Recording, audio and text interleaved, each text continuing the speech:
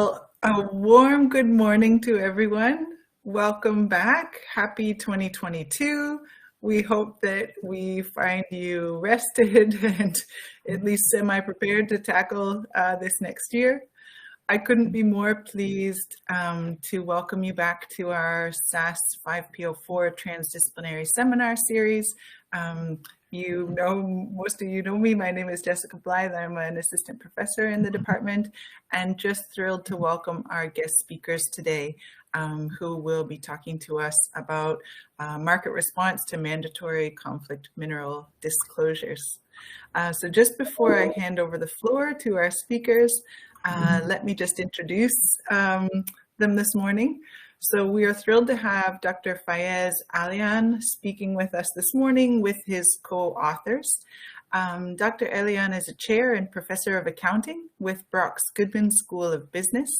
He has also been an assistant professor at North Dakota State University and Northeast Louisiana University, associate professor at Southwest Missouri State, and professor at Massey University in New Zealand. Dr. Elayan is a member of the Canadian Academics of Accounting Association, the Decision Sciences Institute, and the American Allied Social Science Association. We're thrilled to have him here with us to share some of his research, and he is joined this morning by some of his co-authors, Dr. Corinne Brown, Dr. Jennifer Lee, Dr. Iya Chen, and we couldn't be more excited to have you kick off this exciting term with a really important and such a fascinating subject.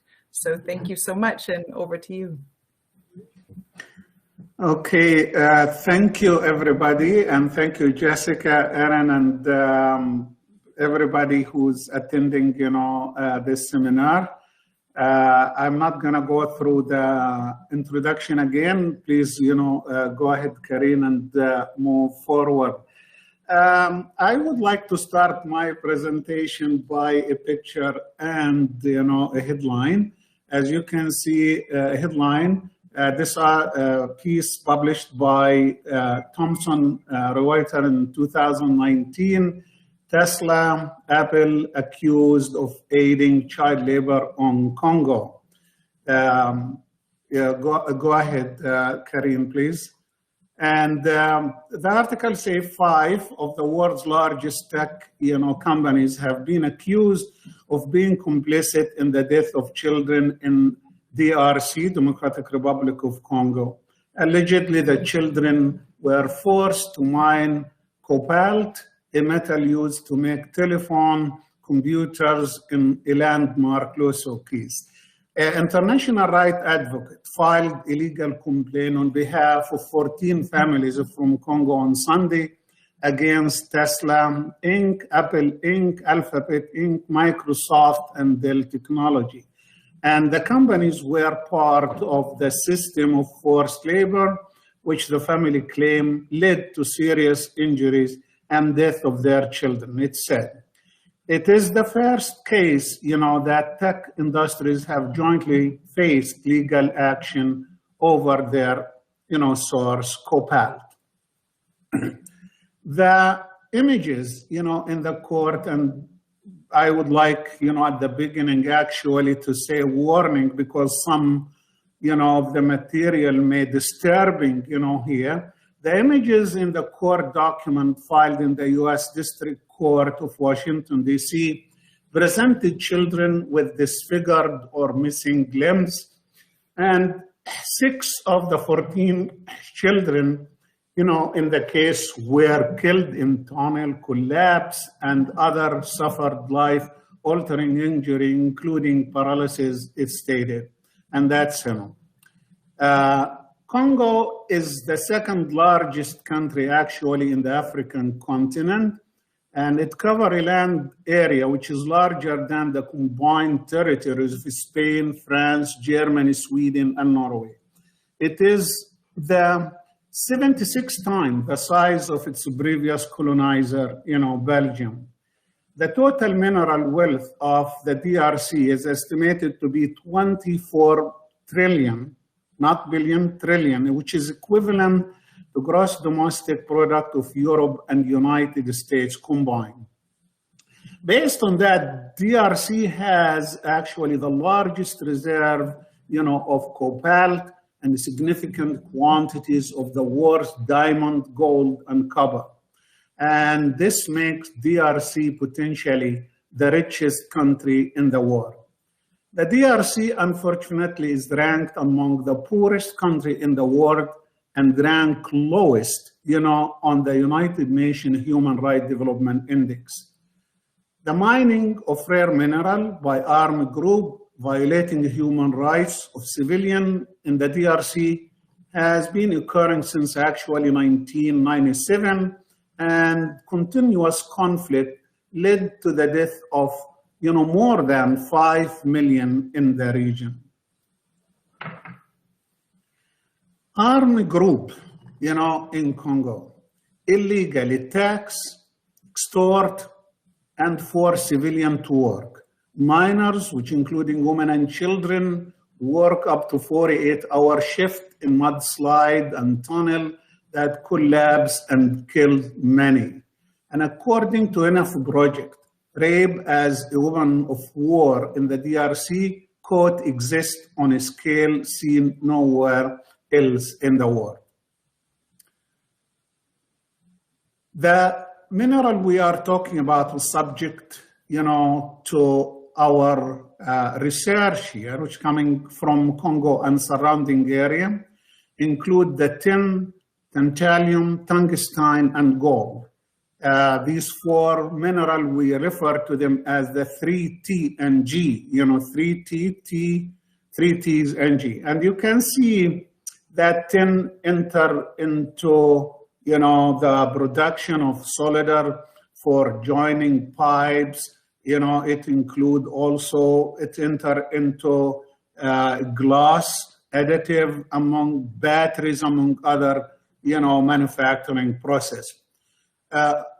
Titanium enter into the production of electronics, which include laptop computer, video game, cameras, airplane communication system, cars communication, system, and, computers, among, many. This is why you find the active or the user of those, this material, goes to IT and the high-tech, industry. Tungsten goes to the capacitors, high reflective, again, power resistance, and it goes to metal wear. And gold, it enter into, the production process of many, many items. These are the four, 3TNG is the four metals that coming from DRC and the surrounding areas. The areas subject, subject to what I call it a conflict in this case.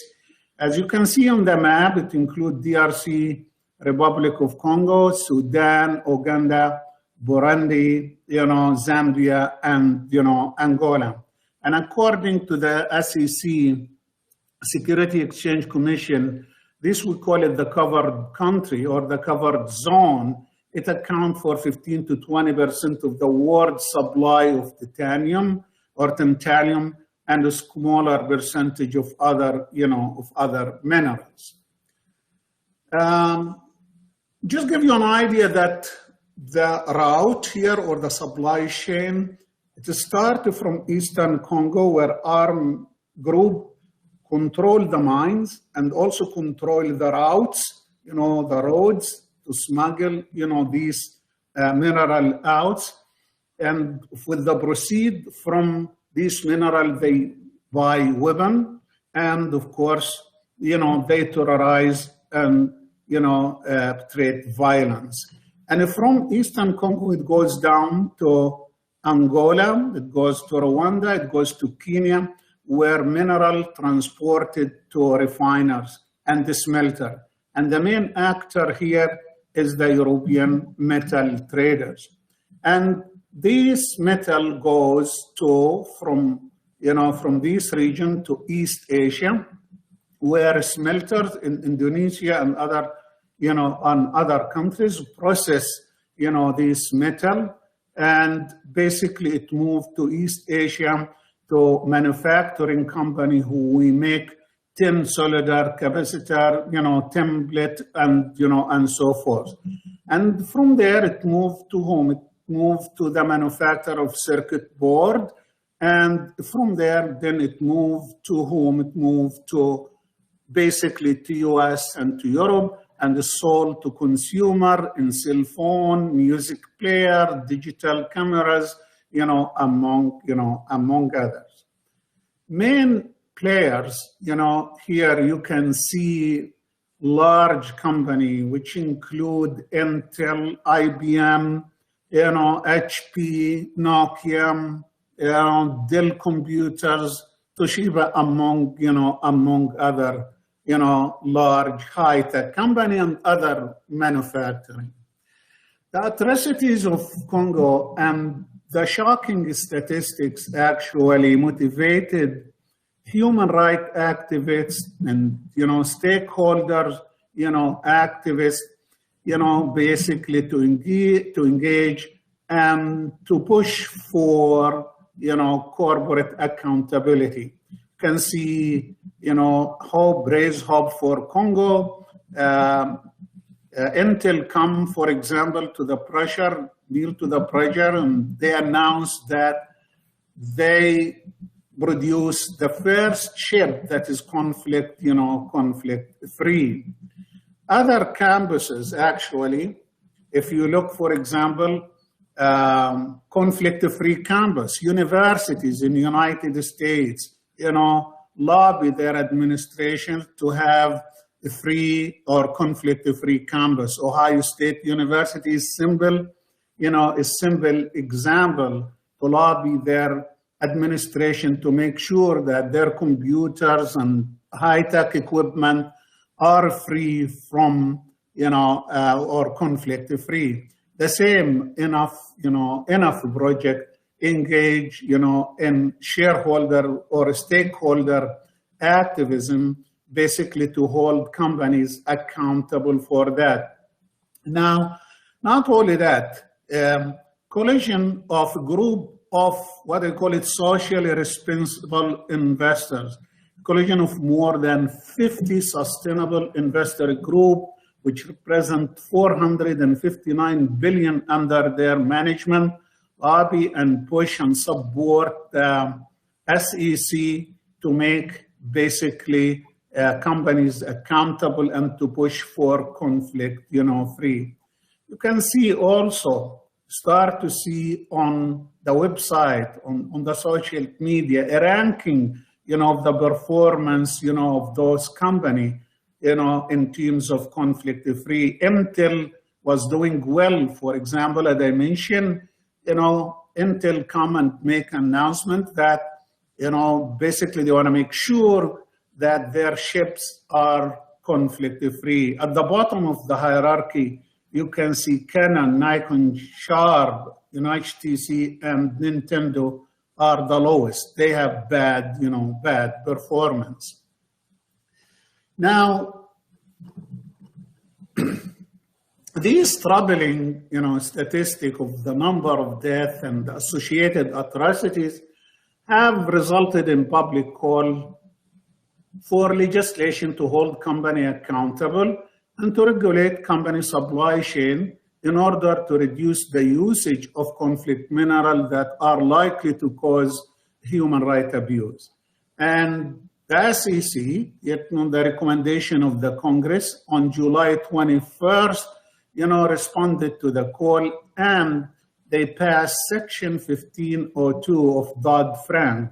Dodd and Frank are the two congressmen who took the initiative to introduce, the bill to the Congress. And the act was introduced and required mandatory disclosure of conflict mineral usage for all U.S. companies no later than May 31st, 2014. The main intention of the Congress is to eliminate funding to armed groups engaged in human rights abuse by requiring company to using conflict mineral to make a special disclosure in their filing, with the SEC, which is the Security Exchange Commission. Now, the problem going back, the literature point to globalization as what? As the main source of this problem.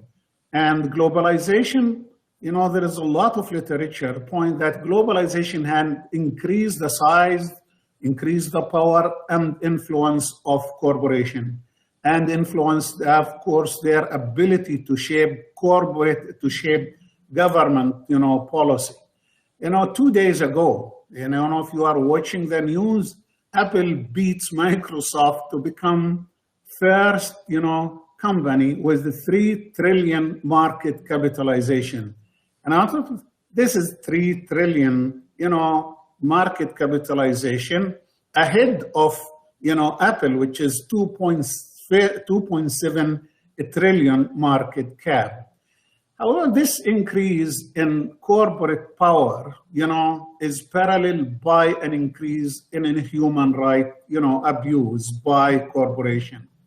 The United Nations Development Program, UNDP, basically state that global corporation may have a significant impact on human rights in their employment practices, in their environmental impact, and in their support for corrupt regime or their advocacy for policy changes. The increased number, of corporate human rights violation raised concern over corporate complicity in human rights abuse and actually instigated a business-related human rights debate focused on the conflict or the tension between corporate pursuit of shareholder wealth maximization and corporate, human right. Until now, unfortunately, we still large group, either in our business school, we are still advocate for shareholder wealth maximization as opposed to stakeholder, welfare maximization. The United Nations Human Rights Council report suggests that the root cause of the business and the human rights predicament today can be linked, to the rise in corporate power. And this is what they call it governance gap, which is created by globalization. What I mean by governance gap, it means that the governments, which is supposed to protect, is under the influence of large, corporation. So this governance are created by globalization, provide the permissive environment for wrongful act by companies of all kind without adequate sanction or reparation. And also state that the fundamental challenge to us today is how to narrow and ultimately bridge the gap, in relation to human, right. That's Ruji's 2008, page 3.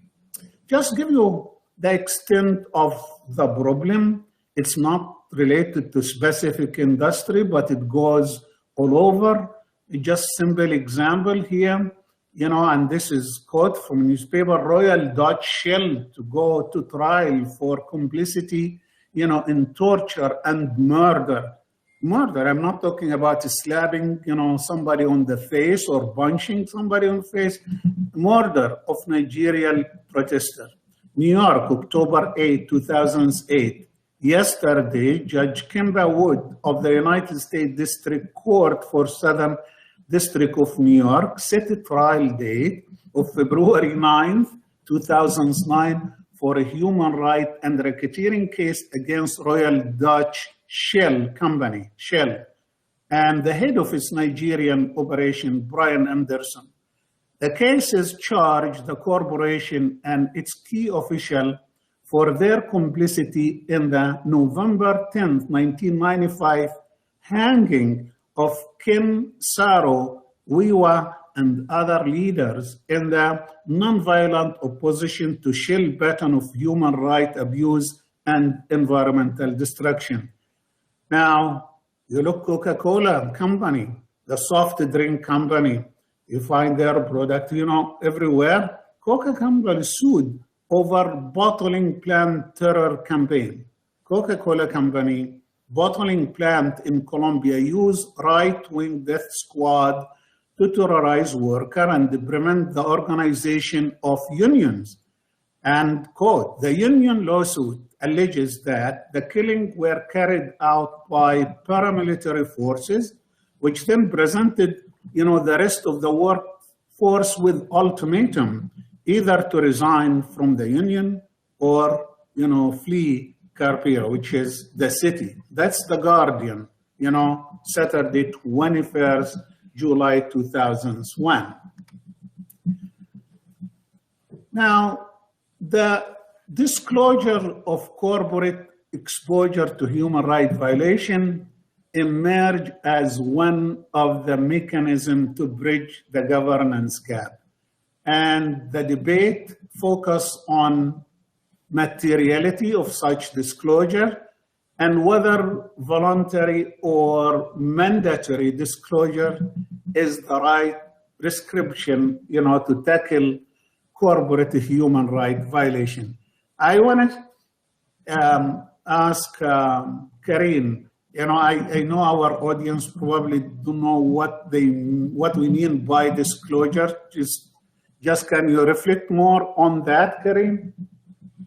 All right, so if you've got a firm that's publicly traded, so they take funds from investors, they have a duty to be transparent about their actions that could jeopardize, investors' investments, right?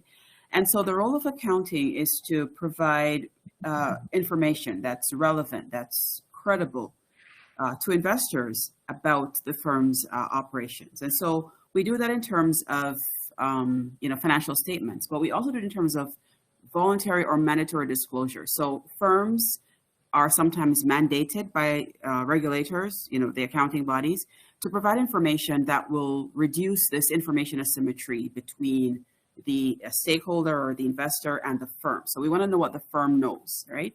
But then companies also can voluntarily, so outside of what is mandated, they can choose to use, financial reports to disclose their operations. And so all of this is to reduce information asymmetry, as I said before. It's to sort of level the playing field so that investors are comfortable to invest their money. Is that what you're looking for, Fayez? Thank you, Karine. Exactly. Karine, I just want to clarify to our audience how this works, how release of information, either voluntary by the company or involuntary as required by law, how this will help, to mitigate, let us say, corporate action, either environmental problem, supply chain problem, or human right. It works, as Karine mentioned, sunshine is the best disinfectant, and if the company are forced, to disclose this information, let us say in their annual report or on their website or in others, a special report, then you, as a citizen, civil societies, human rights organization, socially responsible investor, and public at large, they need to take action. Let me put it, disclosure work if these groups take action. You did see, you did look, to this information. The question, what you want to do about it? You need to act. Why?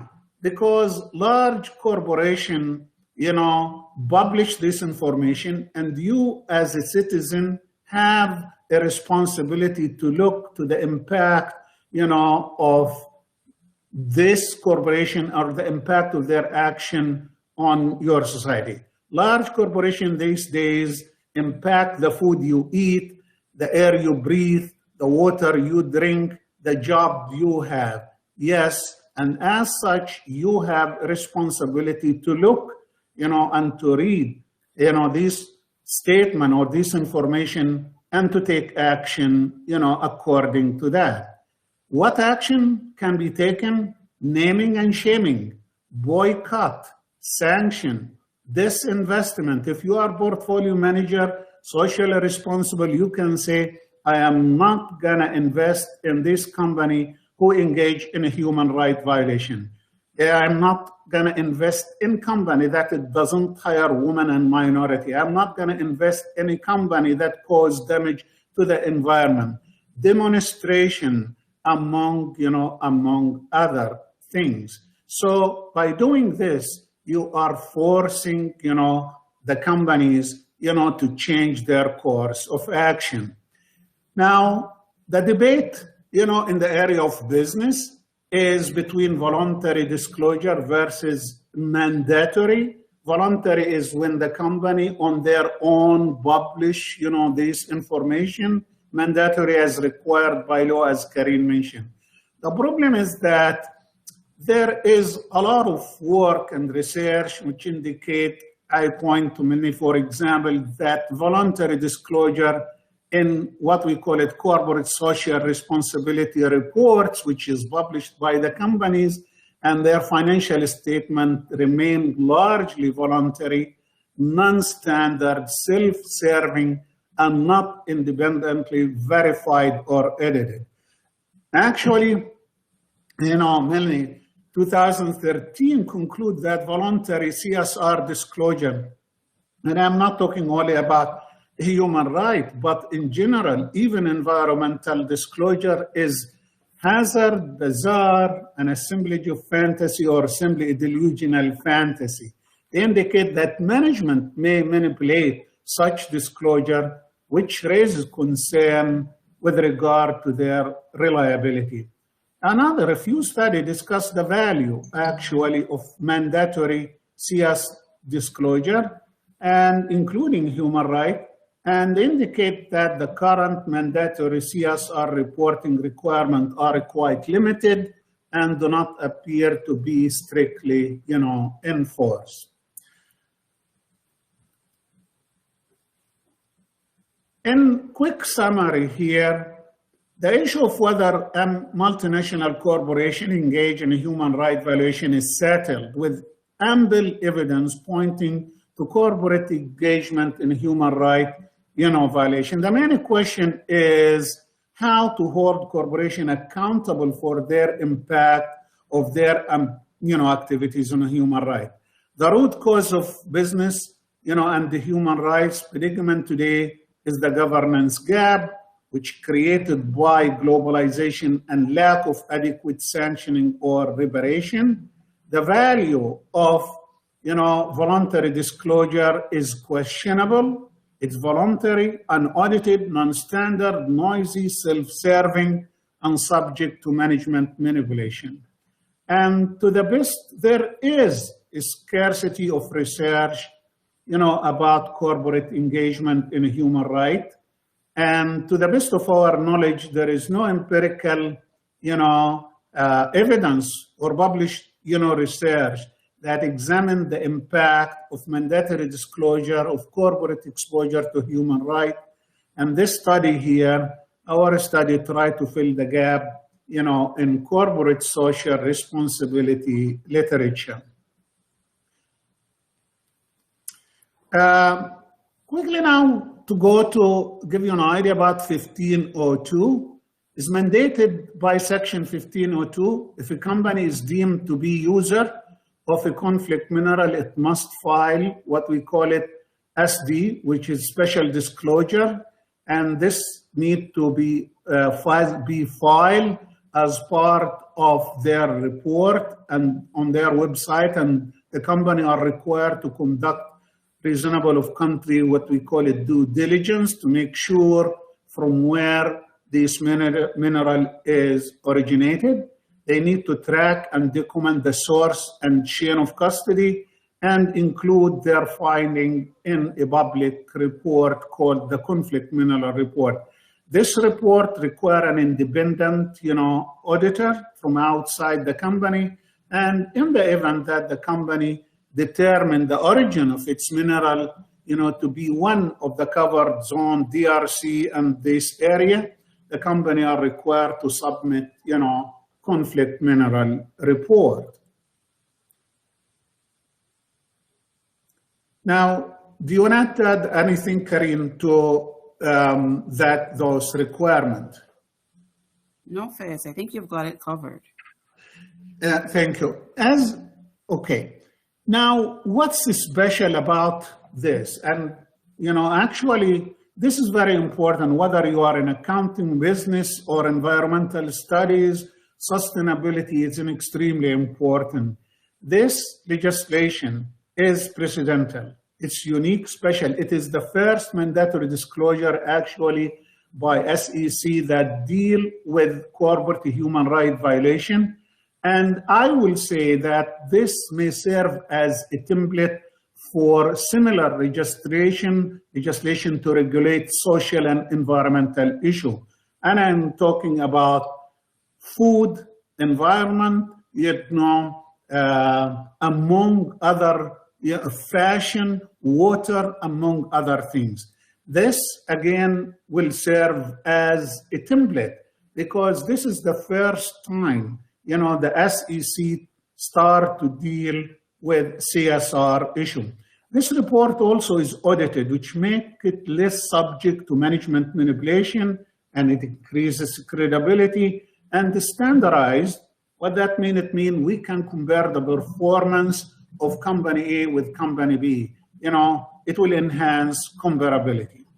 These unique characteristics of this, legislation give us the opportunity to contribute to empirical literature on CSR, corporate social responsibility, by exploring a new domain which focus on the linkage between, disclosure and the human right, performance.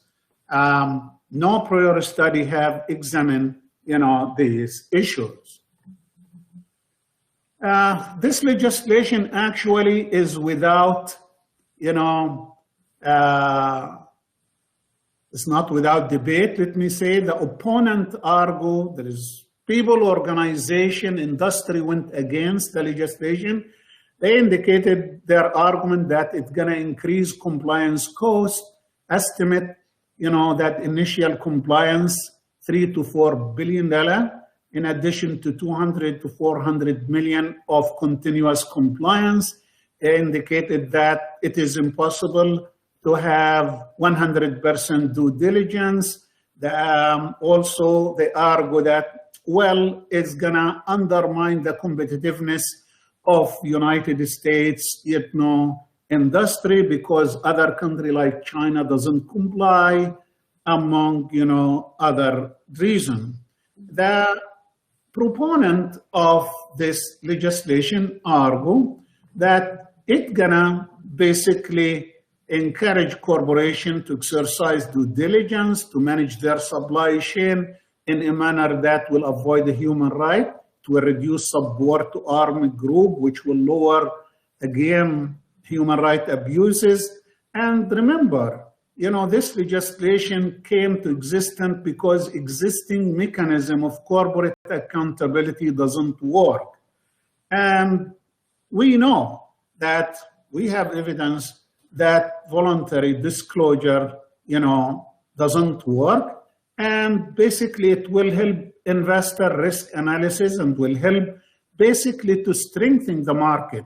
It will give investor an idea about the risk involved, by sourcing mineral from conflict zone that is basically, subject to human right, violation. Exploring, contribution, what we try to do here, we respond actually to the call to address the lack of empirical research, and the implication of a human right disclosure for shareholder. We explore a new domain which focus on the linkage between financial reporting, disclosure, and human right, performance. And we try to provide evidence on the effectiveness of the legislation, the effectiveness of the act, and how investor, and when I say investor, how the capital market, perceive, this legislation. What we did, we are not here, we eliminated all the math and, the table, but we use a sample of 3,639 companies. We examined the market response, how the capital market responds to the legislation, to this disclosure. When the company, disclose such information, is not voluntary, it's mandatory. And we find that investors react negatively, to such, information. And this suggests that mandatory disclosure under the Act provide information, to investor about the likelihood increase in reputational risk, legal liability risk, and increased legitimacy threat. The market response was more negative for those companies that source their mineral from conflict zone, from DRC and the surrounding area. It was more negative for those companies that they have previous, involvement in a human rights violation. And for those companies, they were not unable to disclose the source of their mineral. Actually, the market, reaction was good for those companies who took initiative to mitigate, the problem. What action they take? For example, a lot of companies, they disclose that, okay, from now on, we're gonna source our mineral from certified, sources. Doesn't involve, human rights abuse. They form what we call it, certified refinery, group, where these minerals are refined or come from, certified, sources. Another company say, we're gonna go down to check, our supply chain in order to make sure that this mineral is not coming from conflict zone. Until, for example, come and announce that from now on, our ship is conflict free. Our finding suggests that there is an economic incentive for those companies with poor conflict mineral record to improve their practice and avoid reputational damage and avoid litigation costs that will arise from conflict mineral disclosure requirement. This paper actually provides a strong endorsement, on the effectiveness of the new mandatory disclosure, in that the information which is produced, by those companies, not voluntarily, mandatory, provide information which allow the market. When I say the market, I'm talking about investor to assess human rights risk. Thank you, and I just want to add one thing. Do we have in Canada, conflict mineral? Actually, Canada is rich in resource. Extractive industry is one of the major industry. In 2014, NDP provided legislation with regard similar to the one in United States. I think the NDP Paul Dewar in 2014 provide this legislation, and we call it Bill C-486, something like that, if I'm not mistaken. However, the legislation or the bill has been defeated. All conservative, with the exception of one, voted against that. All NDP voted yes, and all liberal, with the exception of one, voted in favor. However, the bill has been, defeated. What the situation with regard to 1504 conflict mineral as we speak today? I leave it to Karine. Where is it, Karine? Do you have any idea? Well, I know that when President Trump went into power, he indicated that he wanted to eliminate this Conflict Minerals Act. And members of Congress, they introduced legislation to repeal the act, but it wasn't passed. But you could say that, between 2018 to 2020, the SEC didn't issue any, additional guidance as to how the conflict minerals rule should be implemented. So it's there and companies sort of follow it. I'm thinking that with the new administration, the Biden administration, the thinking is that the SEC will sort of have more of a focus on this conflict minerals rule. But yeah, it's political. It's political. And another point I want to mention to our student, either environmental studied in business or in any other area, this legislation provide a template, for you here with regard to other issue, environmental issue, food, supply chain, for example, water, fashion industries, again, use large amount of cotton, which require large amount, of water, food, and the loads of sugar and fat, that it causes diabetes, just give you an idea, a paper from Harvard, Center of Public Policy, Mexico, the bottle of Coke, Coke is cheaper than water, and this is why lack of water in Mexico, actually, they consume a large amount of, this drink, and this is why a large, number of Mexican population have diabetes,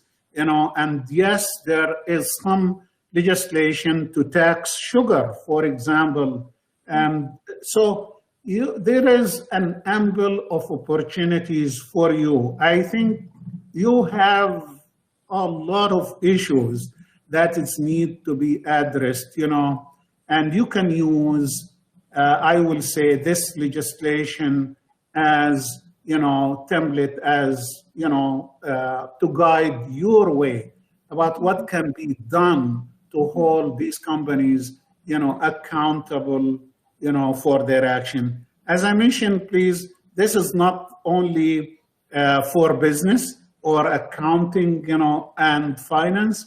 And as I mentioned, I always, mention that to my student in my classes. Large corporations impact your life. The food you eat, the water you drink, the food, again, the air you breathe, okay? It's impacted by these corporations. And not only as a student, you want to get a degree and leave, but as a citizen, you have a responsibility to engage. Thank you. And we are, I know there is a lot of question. There is a lot of material in this paper. We don't, we don't present it. It's more technical, and we'll be glad to answer if we can. Thank you. Thank you so much for just such a compelling and horrifying and so important presentation and talk and a whole body of research. You presented in a way that allowed us to follow you. Thank you for removing all the math so that we can dig down into what is such an important topic and hits so close to home for all of us. We are all joining you from various Dell and Microsoft computers that are all part of this, and so I really appreciate your clarity because it is so important for us. And then digging into mandatory disclosures as a legislative mechanism to try and hold these corporations to account for human rights violations is so fascinating and important. So thank you. We've got lots and lots of questions. We won't have time to get to all of them, but we will try to get to at least a couple. And I'd just like to say thank you as well for speaking directly to our students and challenging us to think about how these types of violations and corporate power and profit affects various components of our life. And we have some students in the program right now working on corporate social responsibility and looking at climate change impacts in food, etc. So thank you for relating what you do to the broad interests of our students as well. I might start with a question from Caitlin Carr, who is one of the master's students in our program. She says, thank you so much for the great presentation. Are we seeing more voluntary disclosures as the public shows more interest in responsibly made products? And can we trust them, or are they similar to greenwashing? You want to go ahead, Karine? I don't know if I want to tackle this one. Jennifer.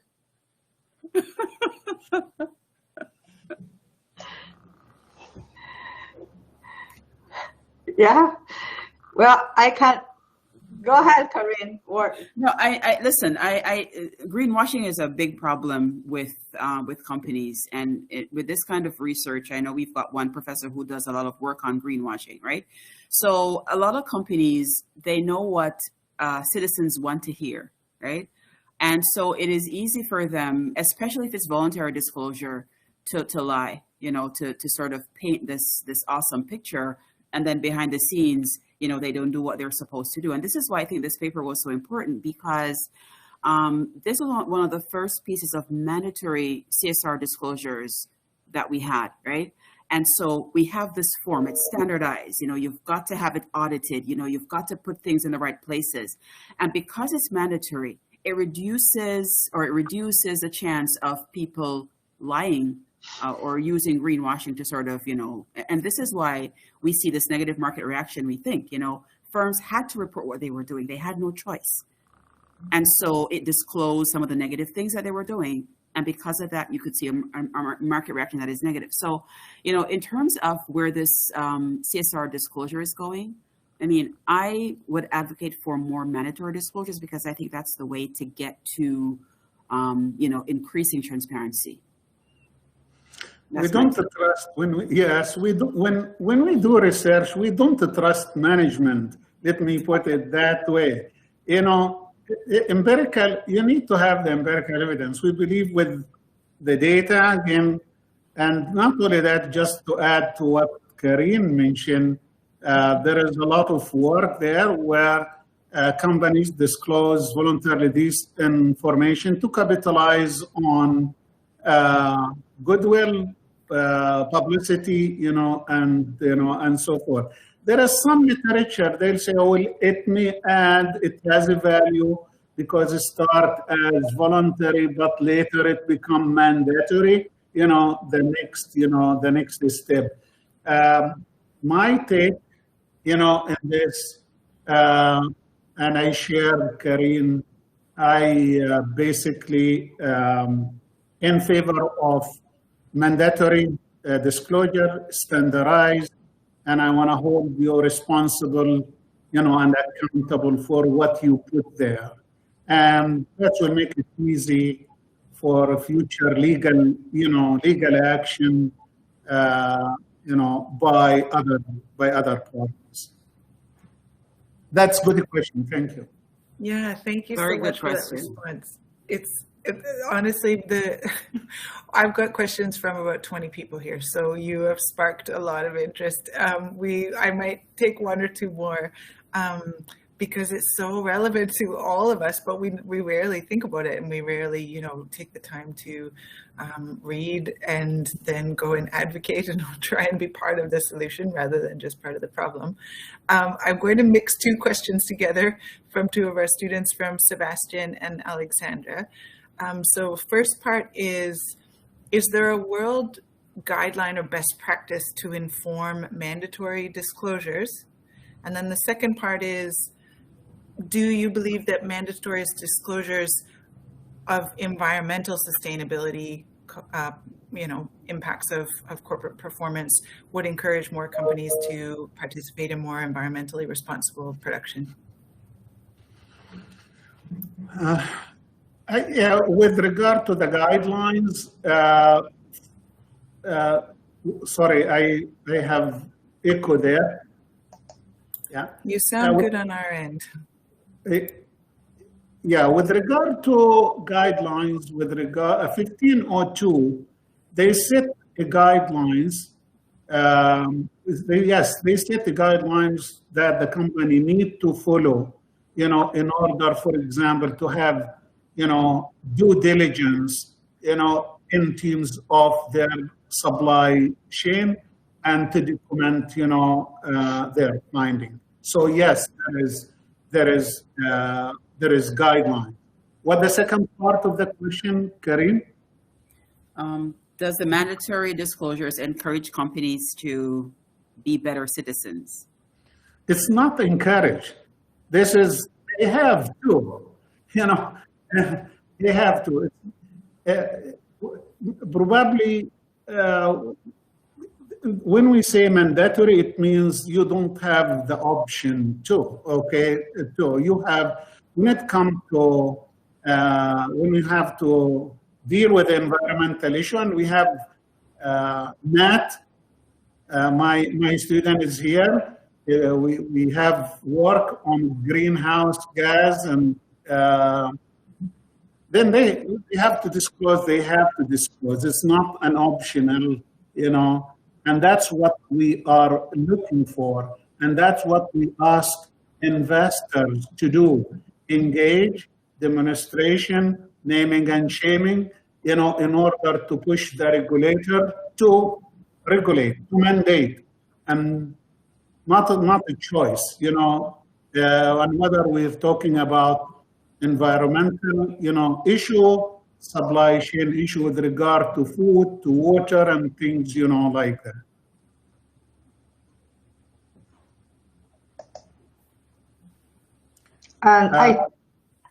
I think in the coming years, also the accounting reporting in terms of environmental impact is coming to mandatory requirement. So IFRS Foundation is charged with the task to develop the environmental reporting as part of the mandatory reporting in terms of environmental sustainability. So it's coming. We just have to understand the element much more with the understanding, with the development. And now, hopefully in the coming years, we're going to see the accounting reporting on the environmental impact from these corporates. Matt did some work here. Do you have anything to add to that? Thanks for bringing me into this. I was typing out a big thing and then got back because it was just too bulky. I think it's really important for us to all understand that when we're talking about environmental and social performance, that it's multifaceted, right? So it's easy to say, is this company a great environmental performer? But what does that mean? What type of environmental performance? If we just say, do mandatory disclosures work? The evidence that I've seen, the earlier evidence of places that have mandated disclosures in CSR reports, it's not very effective.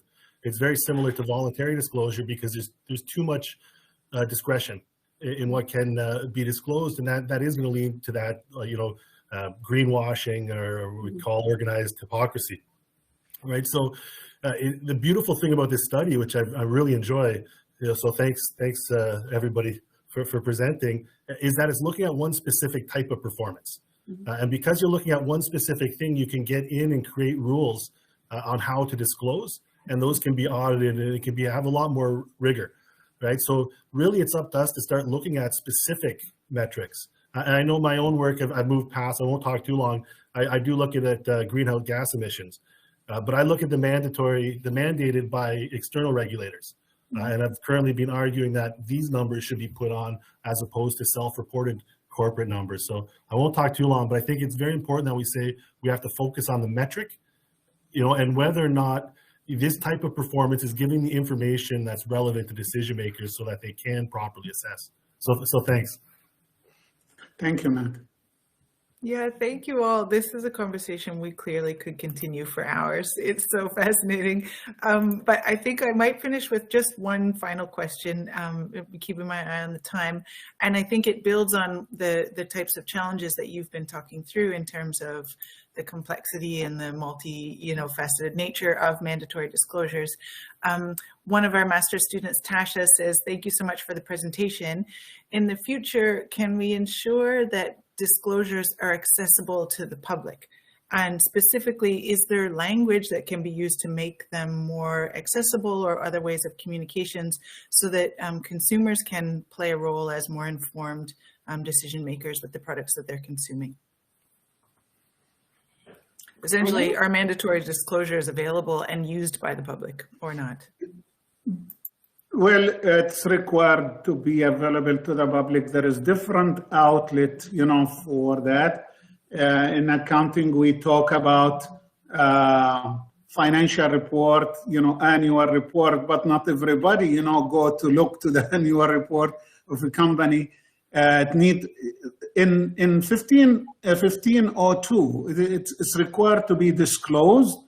And on the website of the company, it need to be. That's good. Good question. Why?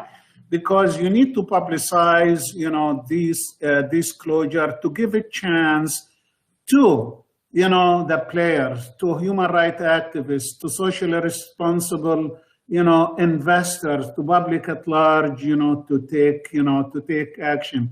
Let me emphasize: without your action, you could disclose anything. If you don't engage and you don't take action, this may not work.